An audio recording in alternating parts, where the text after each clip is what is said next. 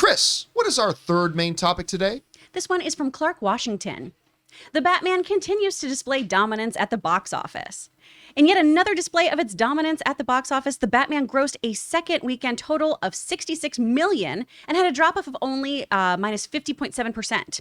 Even more impressive is that the film has already outgrossed the entire domestic haul of Justice League, and now the 10th highest grossing DC film domestically. What are your thoughts on the Batman's box office performance? All right, thanks a lot for saying that in. And yeah, look, obviously we've been talking a lot about the Batman the last month or so, especially since seeing the movie. The movie is absolutely fantastic. I mean, obviously I wanted the Ben Affleck one, but I mean, what Matt Reeves has delivered here is what I describe as the most Batman jumping off the pages of the comic Batman story I've ever seen put to screen. It's not a perfect movie, but to me, it was a perfect Batman movie. I absolutely loved it, and I can't wait to see more of this iteration of it. And it had a great opening weekend. It's the second biggest, first of all, it's the biggest opening of the year, the second biggest opening since 2019, falling second only to Spider-Man No Way Home. So it had an incredible launch, especially when you consider, because we gave this big, long laundry list before the movie opened about why you should not expect Batman to be that big. Combine a lot of things with, there's been mixed receptions of Batmans recently. This is not one that families are going to rush out and bring their kids to like they would a Spider-Man. You've got multiple Batmen running around right now, which is causing some confusion. Again, divided opinion on what they've been doing in DC altogether. A little bit of confusion about, wait a minute, is this the same Batman that's in this movie? And but we gave this big long laundry list about reasons why you shouldn't expect it to do too well, and yet it still did great. And now it's done even better on its second weekend, because on its second weekend, it managed to do something that I didn't think it would be able to do, because on top of all the other problems, this movie is 3 hours long, which means fewer screening times you can have. Plus, we worried that even people who like the film may not rush out to see it again, at least quickly, because of the fact that it's a 3-hour running time. But it did bonkers business, making $66 million in its second weekend. To put that into context, now it's actually 66.5 million. They've adjusted it now, made 66.5 million. That is just a 50% drop from weekend one. To put that in context, Spider-Man No Way Home had a nearly 70% drop. Now, granted, that's because everybody went to go see Spider-Man No Way Home in the first weekend. So there were fewer people left to go see it on the second weekend, but still, whereas Spider-Man No Way Home made 130, I'm just ballparking here, made 130 million more than Batman did on their opening weekends, it only made about 20 something million more than Batman did on its second weekend. That's not any sort of a negative thing on Spider-Man No Way Home. That's just showing you how impressive it is for this thing to have the second weekend numbers that it has. The thing has already eclipsed $400 million worldwide, which became the target point for some people about what could the overall box office of the Batman be, and it's already exceeded that for a lot of people. So there is just no way to try to paint this thing as anything other than a monumental success, especially when you consider all this stuff. It's a much darker film, not family friendly, 3 hours long, some division over about whether people even like Batman on the recent Batmans we've had. I love our recent Batman, but a lot of people didn't. This is absolutely incredible. For it, and I wouldn't have guessed, like I thought it would take less than a 60% drop. I wouldn't have guessed 50. So for it to make this kind of cash, that tells me more than anything else, word of mouth. This tells me that there were probably a lot of people that might have been on the fence about seeing the Batman, and then hearing the great reviews, seeing the great word of mouth coming out from people who saw it, and then a bunch of people who weren't sure and therefore didn't go to see it first weekend thought, yeah, let's go check this out. And that's the power of the word of mouth. And that's what happens when you have a damn good movie. And they have a damn good movie here. Rob, you see these numbers, 66 million, only a 50% drop from week 1 to week 2 for a 3-hour movie that's dark, not really family friendly, all that kind of stuff. What do you think about this result, and what stands out to you most about it? Well, first of all, it doesn't surprise me. I mean, we receive what I want, which is an auteurist vision. There's true authorship behind this. We're getting a very strong point of view, a different look at the Batman. I've heard some criticisms leveled at this film, like, well, I mean, how much different can this be? Well, yeah, because it's a Batman movie. Like, I don't know. Do you want to put him in space? Please don't. But I think that they've done a phenomenal job. I mean, there's so much craft and there's so much care that was put into the making of this film, and you feel it when you watch it.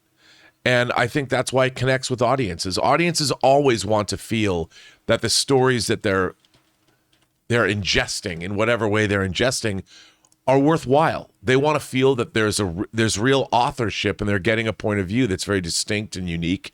And I think Matt Reeves brought that to audiences. This was the right Batman for the right time. And, I think they did a great job all the way around. And that's what people want to feel fulfilled when they go see a great movie. And this is a very fulfilling movie. It might not be your taste, but you at least feel that you've seen something that was epic and that there was some great storytelling going on.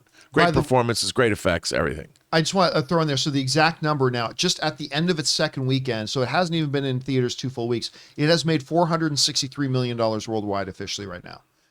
So, I mean, terrific results for it right now. I don't have much to say about this other than, the Twilight Boy thing, yeah, right? I saw firsthand how it affected people in watching this. My neighbors, I actually, when the trailer first came out, I asked them, "Did you see that trailer for the Batman?" And they're like, "No." They're like, "No, it has that guy from Twilight, right?" I was like, "Yeah, but it looks good." And they're like, "No, I'm not gonna watch it. I don't think he'll be a good Batman." But last Friday, they all went to see it because of word of mouth. So yeah. I'm telling you, if whatever your reservations are about the actor or whatever it is, just go see. You never know if you like something until you try it, right? So, by the way, I got to show something here. This was a meme that somebody put together and shared with me on Facebook, but I got to show it to you here. So here it is. So it's got that Wolverine meme saying women in 2008 looking, longingly at the picture of Robert Pattinson in Twilight. Men in 2022. Men looking adoringly at Robert Pattinson as Batman. In 2008, we're really trying to put our fingers in his mouth. Golly. Oof, ladies. Easy. So I just thought, yeah, that was what Ray just said kind of reminded me of that. Anyway, Chris, like, these numbers are crazy good for a film like this, especially all the hurdles that this movie had to overcome getting to this point. What stands out to you the most? Oh man, Ray knocked it out of the park with this. It is word of mouth on this film, because I had a whole bunch of people too who watch our show and they did I'm going to wait till you're out of theater review. I'm going to wait till I actually get to talk to you, because there was a real high bar that we set on this show too, of like what we expected from the Batman. And then it was, I want an honest opinion about it. I want to see how it actually plays out. And it wasn't until we had seen it a couple times that a lot of my friends went, okay, all right, I'll go see it, who are big Batman fans, who are even big Robert Pattinson fans. I have a friend who was like, oh man, I loved him in The Lighthouse, but I don't know about him as Batman, which I thought was very odd. Yeah. I was like, I think he'll be fine. But I think people just did kind of want to wait and see if this was a worthwhile 3-hour investment. Because remember, we've been seeing things from the comfort of our couch. We watch things differently now over the past 2 years. It's a big commitment to go to a movie theater for 3 hours. Not only that, but it's a big financial commitment. So are you going to get through a 3-hour movie with your snacks and everything? Is it worthwhile? This one sure is. And I'm glad people are recognizing that. Yeah, and that's, again, the thing. I think we've even seen, because people were asking me before the movie came out, John, there are these Twilight Boy people out there and people who are just totally committed. Like, nobody loves the Ben Affleck Batman more than me. But there are some people that are so dedicated to the Ben Affleck Batman that they refuse any new Batman. And they said, do you think this movie, this is before watching it, do you think this movie's going to be able to change some people's minds, whether they're the Twilight Boy people or whether they're the Affleck or whatever? And I said, I don't know. I think the movie's going to be great, but I don't think it will. But I got to say, I think I was a little bit wrong about that, because I've seen some people say, I was pretty hard on this movie before I saw it, but I got to say this movie's pretty great. So I think it has been winning over some of those people. Mm-hmm. Yeah, good to see. But think about the fact that people make decisions about things before they've seen them. Yeah. I mean, this is a problem.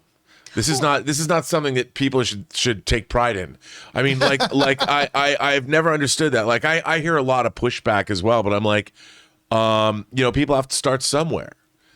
Christian Bale was in Newsies. Does that mean you're not going to? And I like Santa Newsies. Fe? Does that mean you're not going to go see Batman because The Dark Knight because Christian Bale was in Newsies? I can't see him in Batman. I saw him looking at himself when he was having sex in American Psycho. Right. I mean, to me, I look at hero. American Psycho. I'm like, that guy can be Batman. Yeah. He can be Bruce Wayne. Because if I was Bruce Wayne, I'd be like Patrick Bateman without the killing. There you go. But I've never understood that, and that doesn't take away. Ben Affleck's Batman, it doesn't make him any better or any worse. If you love his Batman, you can love his Batman. But that doesn't mean that Robert Pattinson's Batman doesn't have something to offer you. Exactly. And we are all guilty of this. And particularly here, we all have to have a hard opinion when we see a trailer or something, right? Right. We all make these snap judgments. I'm still going to see Morbius, even though I'm like, I have no desire to see this because it's part of a universe that I very much enjoy. And I want to be part of the conversation. And I want to be able to have an opinion on something that I've actually seen. And you might like it. Yeah, exactly. I might walk out there and be like, this is my favorite movie of all time. Got my tickets for it Who's to today. say? Oh, very I exciting. did get my ticket. But that goes back to a wider problem about we as film fans, because it is totally fine to look at a movie and say, that looks like it sucks. Mm-hmm. There's nothing wrong with that, because if you think it doesn't look like it's going to be very good, you say, I don't think it looks like it's going to be very good. What you don't do, but what unfortunately we as film fans sometimes catch ourselves doing, is going, oh, that thing sucks. Exactly. That sucks. And if you like it, you're stupid. You haven't even seen the movie. Oh, I don't need to see it. I know it sucks. Your opinion's wrong. Yeah, I mean, and that's what we as film fans, I think, unfortunately fall into sometimes.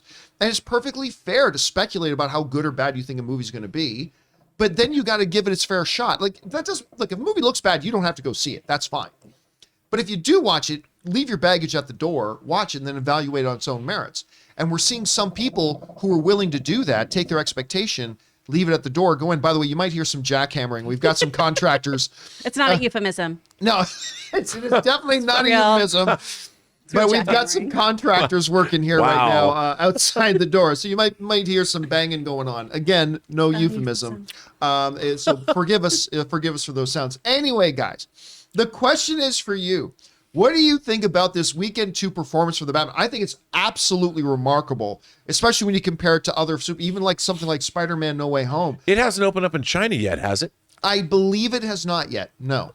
Again, but I mean, the Batman has never been huge in China. No. So I'm not expecting China to make it go from $500 million to $1 billion. You know what I mean? I don't think it'll do that unless it's like, yes, a movie that looks at just how crime-fitting and corrupt America is.